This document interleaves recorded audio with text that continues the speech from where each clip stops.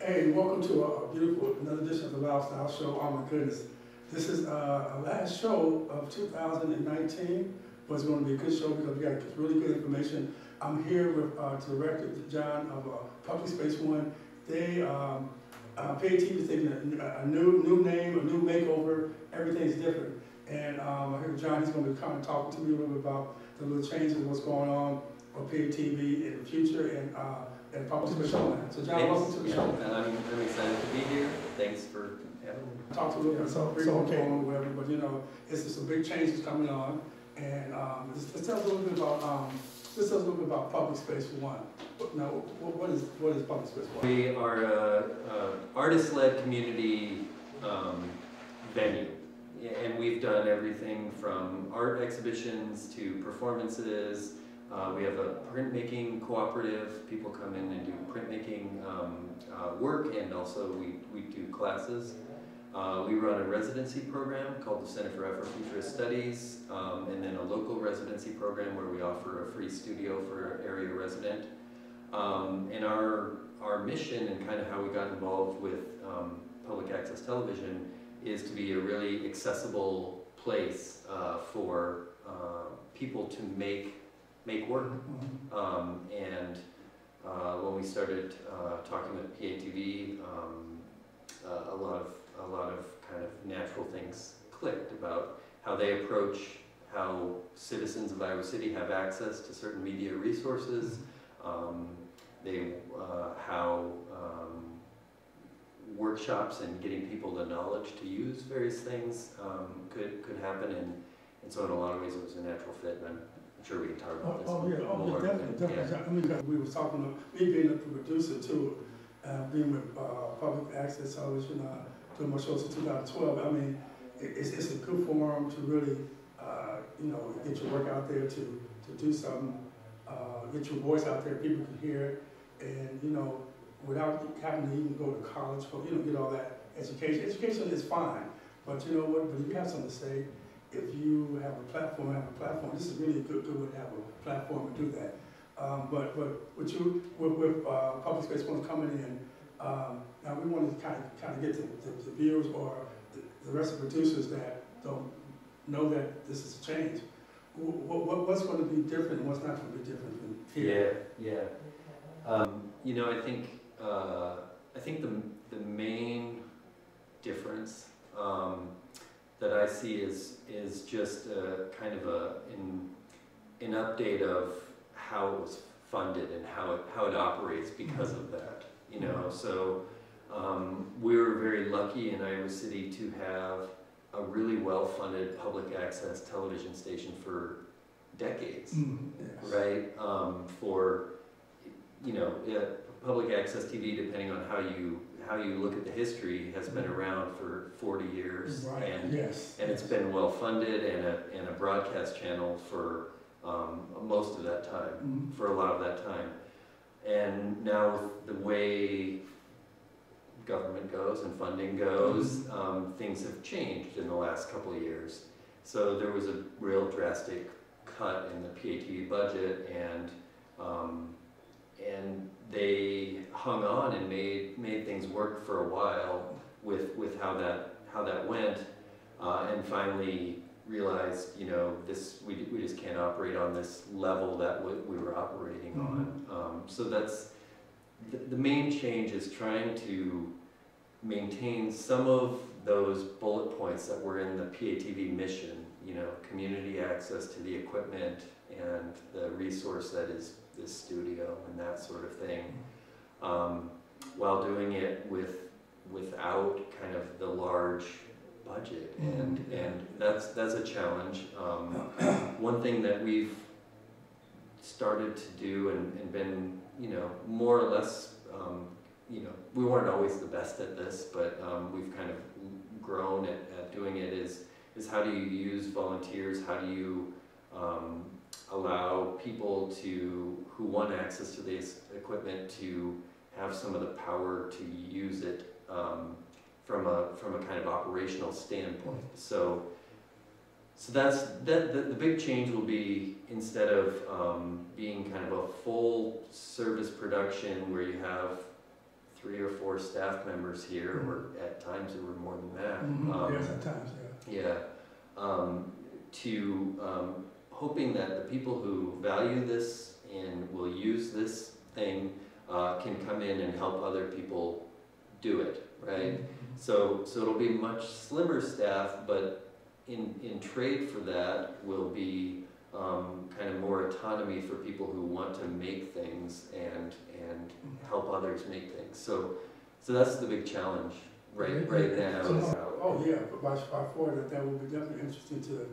I mean, because like I said, I've been with PATV since the '90s. You know, back when I was telling you back when they had the public library, we had a little room, maybe about half the size, whatever like that, and we were shooting the show, and I think Renee Payne, she was the director, which is she's a fabulous person. I mean, my goodness, she brought me aboard and whatnot, and a Lifestyle show was created, and Cartoon Corner was created. I did, and Rudy Poo Kids Club was created. I did, you know. So it was a journey since the '90s that I've been involved with PATV.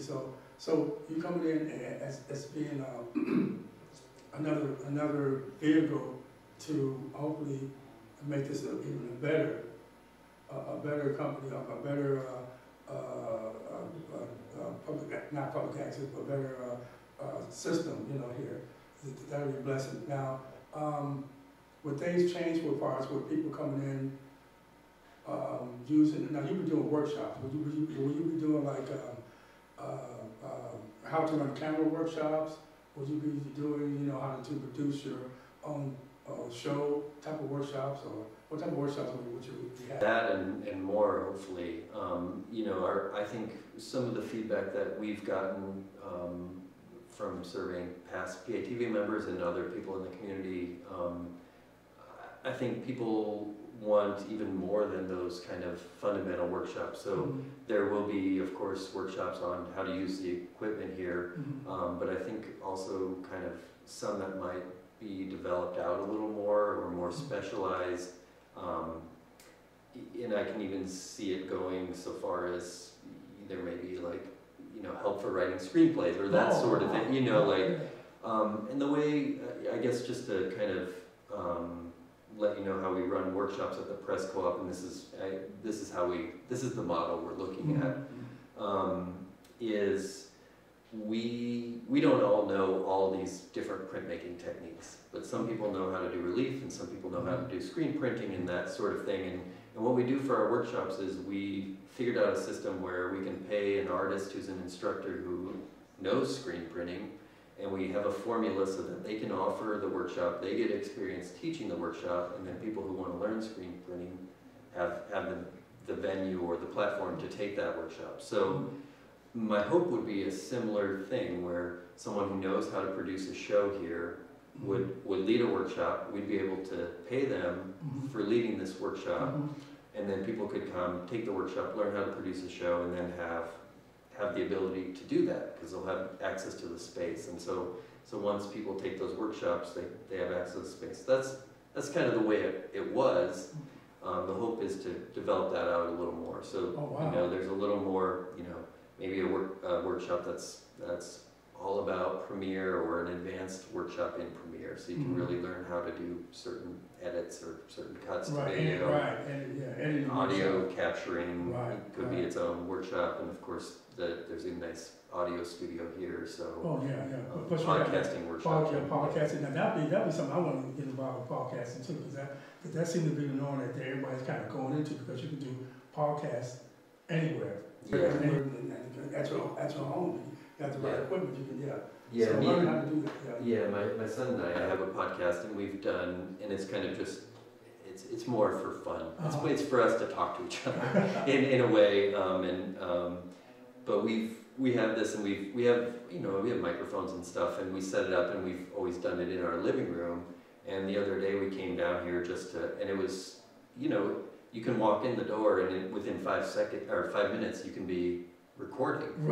You know, the microphones are all set up, the application is set up, you hit record, it sounds good, which doesn't, you know, involve messing around for an hour setting up all these chords in your living room and then having a mess when you're done with it, you know. Right. So it's a good resource here that I hope a lot of people will utilize. Oh, yeah. Potentially millions of people, you know, podcasts, you know, really with your podcast, because it's like a radio type format. It goes all over to everywhere. So yeah. So you kind of explain a little bit about. So what? Okay. Do you have like not like a challenge, but like a not a mantra, but what's your core statement? Well, we have, like I mentioned, there's a couple bullet points from the original PATV mission that we're taking over, and community access is a huge one, and that comes in all sorts of forms, I think. I think it's community access not only to the space and resources that this station has, but also to educational components, to access to we're an arts organization, so access to art experiences. One thing that we pride ourselves on is being a really low threshold for artists to get involved. So right now we are closing, but this is so we can have conversations with people, so we can invite people in to have longer dialogues about, well, what do you really want access to? Do you want to be part of shaping it? And really what emerges in early 2020, we have some structure in place, but really what will make it a special thing will be all these conversations that we have when people say, I want to do this thing and this thing. Right. And how do we make that happen? Right, get everybody's opinion. You know, possible opinions, whatever like that, and kind of go from there. Yeah, we know you want to produce this show. Right. So we know, like, the studio is important. You know, Lau's been doing this show for a long time. We want to keep it going, and that's important feedback to have. Other people have other interests, and as much as we can make what's here work together, that's our challenge. Right. Oh yeah. It's a balancing. It is about definitely everything. Okay, you have a certain schedule now. You don't have like a right now. This is some kind of downtime. You have to restructure everything. Yeah. So you're going to be doing that for the month of November until February, or what's your late January? Yeah. You know, when we were figuring out this merger with Gerardo and the PATV board, they said you should look towards November and December because it naturally is a bit of a downtime for the station. So our goal was we were kind of hoping to prolong things to start now, but because of the way people wanted to get paperwork off their desk and that sort of thing. It happened in October, and so we were trying to maintain kind of business as usual for the most part through October, and also give the PATV membership a little bit more time before a major change happens. So that was kind of the idea behind this timeline, and yeah, the hope is that come early 2020, whether that hits in mid to late January or right off the bat in February, we'll be doing a grand reopening. We'll have a new name of sorts, I believe. You know, some people wonder why can't we just keep the PATV name alive, and there's a mixed debate. Hopefully by that time we get things sorted out, you know, and when it happens, I would say hopefully in February at the latest, then everything will be set in stone. Hours will be where we're going to be available for our studio hours from point A to point B this time, and people will know when to come in, your days, and then days that you're going to be closed. I'm quite sure you're going to be closed on Sunday. Yeah. Never know. Yeah. I don't. We're kind of. I'm coming from the art world, which is typically galleries and museums have their weekends they're open because they typically do a Monday or Tuesday close. So I don't know. It's a good question. My hope is that we'll have a good good amount of times when we'll be open, and that will kind of meet both people who like those weekday hours, but also people who like the nights or weekend hours. So I think I'm doing my show on Mondays and out, so I'm trying to just hopefully see if it can still work out where this. You like this Monday? Yeah, because I'm off on Mondays with my Yeah. job, Yeah. or you know, maybe I could do it on Sundays, if you open on Sundays, you know, that type of thing, you know. But just having access and doing it, and you know, and take it to the next level, because like I said, I'm about into the place where I know I can send my tape to a Chicago studio. I told you, to be aired out there. Yeah. So I want to have some good content. Yeah. I want to keep up the show. Yeah. So it could be something that can go down there. People can see the Chicago, and see where it takes. You know, public access is a good thing to start out for people to, like I said, get their point across and whatnot, and have some good content. Because like I said, we can do now. Are you gonna? So people from out of town, people from out of the state that come or whatever, would they be able to come here, or say they want to shoot a commercial? You're going to have some guidelines where, okay, you can pay us blah blah blah. You can do a video or commercial, or it's more of an advertising type thing for y'all to do. Y'all think about.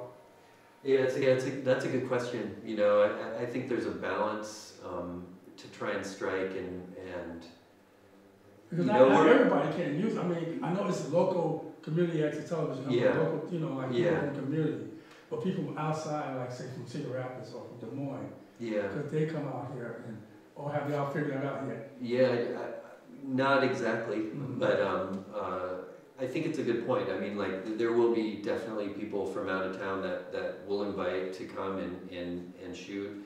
Will it be open to commercial endeavors? That gets a little more tricky, right? Yeah, because that's revenue right there. Yeah, it's revenue, but it's also not exactly the top priority of the mission, right? Right. So if we were to do that sort of thing, it would have to be a way that kind of comes back and supports everyone else who's working here to do that thing. So yeah, that's a tricky thing to work out. I think I wouldn't say no way, but I think our goal is really to enable the local community, and for me that could be people who are coming from elsewhere but really care about that local community and want to do something that has that local connection, whatever that may be. We'll always try and make something like that work. If they're just coming here and they see it as an easy way to get really nice equipment for cheap, then that's not so much.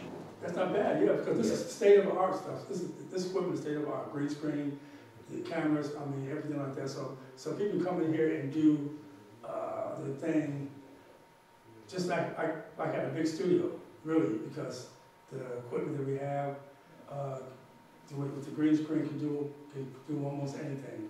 So it's a good chance for people, from young people that want to maybe break into this, to come out here and get involved and take classes, take the course, take the classes first, before they can just jump in and do it. They take the classes, whatever that y'all going to offer here, and then learn, and then be able to sit back in the seat that I'm sitting in and have their own broadcast, or shoot their own movie, or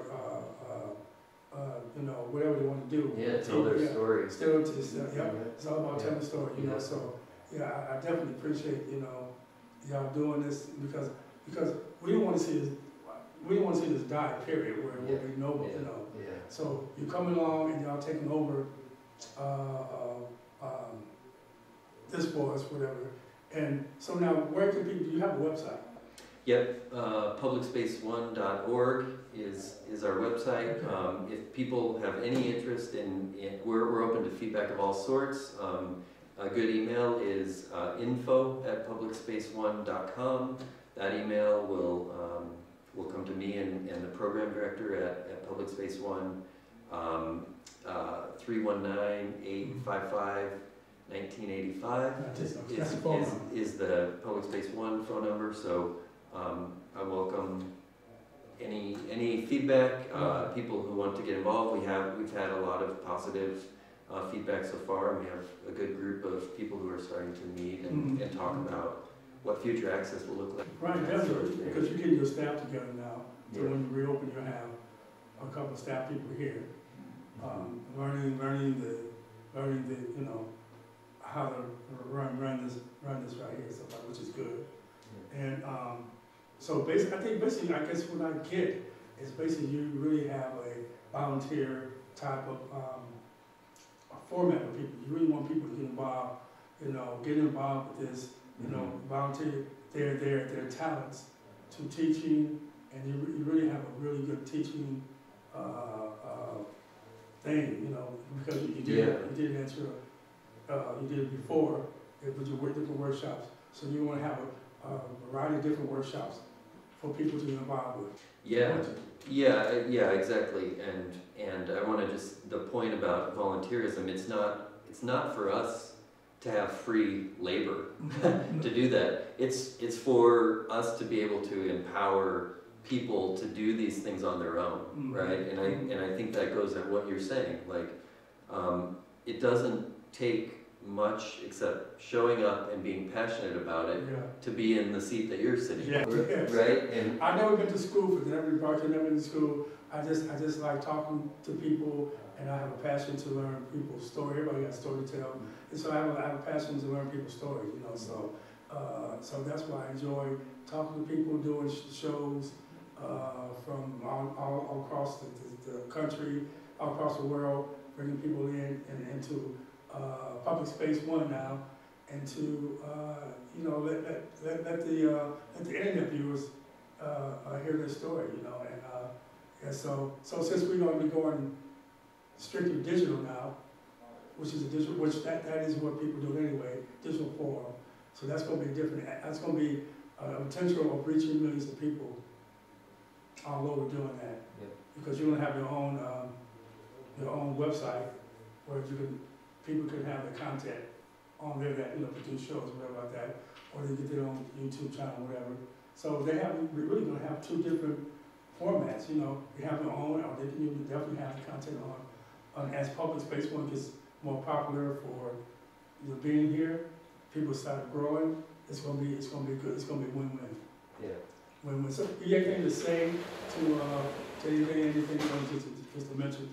Yeah, I like what you just said. I think, you know, we as an organization have been around in Iowa City for going on 17 years now, and we're here for the local community, and part of our ethos is making this local community special so that other people in other parts of the country are jealous of us. You know, because there's a lot happening here. Yes, it is. And people are starting to recognize in other places that all the good stuff being made here. So so that's what I would say is, like, you know, come to Public Space One, come use this equipment, and let's make something that doesn't happen elsewhere. Because we have a lot of unique stories to tell here, and we have a lot of talent in this area. That's true. Oh, amazing talent, amazing talent. Hey John, I appreciate you coming on my show and kind of giving us a little 411 about what's going on about Public Space One. I'm honored to be here. I'm honored to have you, and don't be a stranger back on the Lifestyle Show, and you know, I think this is going to be a win-win for everybody. You know, we're going to make this a better station, a bigger one. You know, and like I said, we're going to try to make people tell us from Chicago to New York to California. We want people to see Iowa City and say, wow, they're doing something special.